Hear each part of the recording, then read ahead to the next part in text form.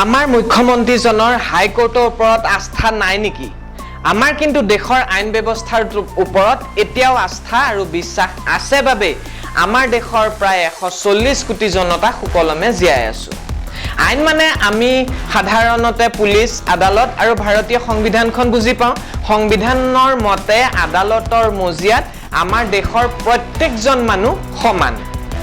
সংবিধানৰ 1 নম্বৰ মৌলিক অধিকাৰ আৰ্টিকল 14 ফাণ্ডামেণ্টেল ৰাইটৰ মতে আইনৰ সন্মুখত সকলোৰে বাবে সমান ব্যৱস্থা আছে। যদি ধনী দুখীয়া, হিন্দু মুছলমান, মতা মাইকী, ওখ চাপৰ, বগা ক'লা সকলোৰে কাৰণে সবেই আইনৰ সন্মুখত সমান। কিন্তু আমাৰ গুৱাহাটী হাইকোৰ্টখনে আইন ব্যৱস্থা মানি চলা নাই নেকি?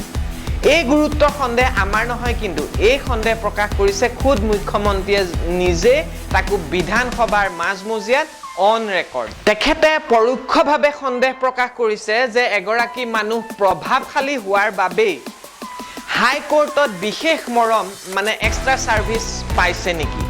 এইটো এটা ডাঙৰ অভিযোগ। কিন্তু মুখ্যমন্ত্ৰীয়ে সাহসেৰে কি কৈছিল শুনক, তাৰ পাছতে আমি আচল ঘটনাটো কি হৈছে তাৰ বিষয়ে কথা পাতিম। এই কেছটো পঢ়োতেই মই উচ্চ ন্যায়ালয়ৰ জাজমেণ্টৰ ওপৰত যাব খোজা নাই। ডেট কেইটা আপুনি চাব যে এনেকে এফিডেভিট দিয়া ডেট দিয়ে নি? এফিডেভিট ইন অপজিশ্যন দিয়াৰ এটা চাইজেবল সময় দিয়ে।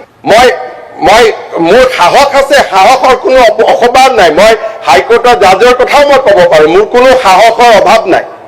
আপুনি যিকেইটা ডেট পঢ়ি দিলে সেই ডেট কেইটা দেখিলে গম পায় দেয়াৰ ৱাজ আৰ্জেঞ্চি যে কেছটো সোনকালে। হাইকোৰ্টত 3 বছৰতো এফিডেভিট নাহে। এই কেছটোত গোটেই ডেট কেইটা পঢ়িলে চাব 2011, 2011 এবাৰতে 4বাৰ 5বাৰকৈ হাইকোৰ্টত এইটো কেছ আহিছে। সাধাৰণ মানুহৰ কেছ আহে নেকি? এতিয়া ঘটনাটো কওঁ শুনক। প্ৰিয়ংকা দাস নামৰ এগৰাকী মহিলাই APSCত কিবা কিবি আৰু বক্ৰ পথেৰে চাকৰি লৈছিল বুলি চাকৰি গ'ল।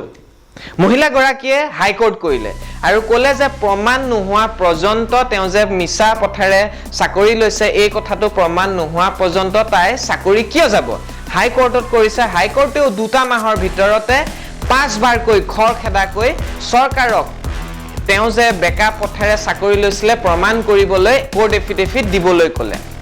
আৰু চৰকাৰে অকণমান লেট কৰিলে, হেমাহি কৰিলে, আৰু সেই হেমাহিৰ ফলতেই এই প্ৰিয়ংকা দাস নামৰ বাইদেউগৰাকীয়ে পুনৰ চাকৰিটো কৰি আছে।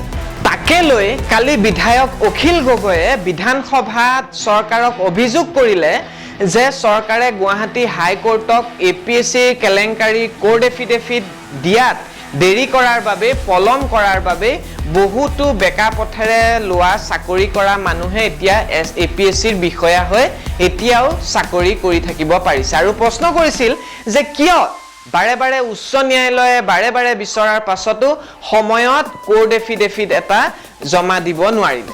তাৰ উত্তৰত ডক্টৰ হিমন্ত শৰ্মাই বিচাৰকক ৰায়দানক সমালোচনা কৰাৰ লগতে পৰোক্ষভাৱে অভিযোগ কৰিলে যে প্ৰিয়ংকা দাস নামৰ APSCত বেকা পথেৰে চাকৰি পোৱা বুলি অভিযোগ থকা মহিলাগৰাকীয়ে কিবা কিবি কৰি উচ্চ ন্যায়ালয়ৰ পৰা এক্সট্ৰা অনুগ্ৰহ মেনেজ কৰিছিল নেকি?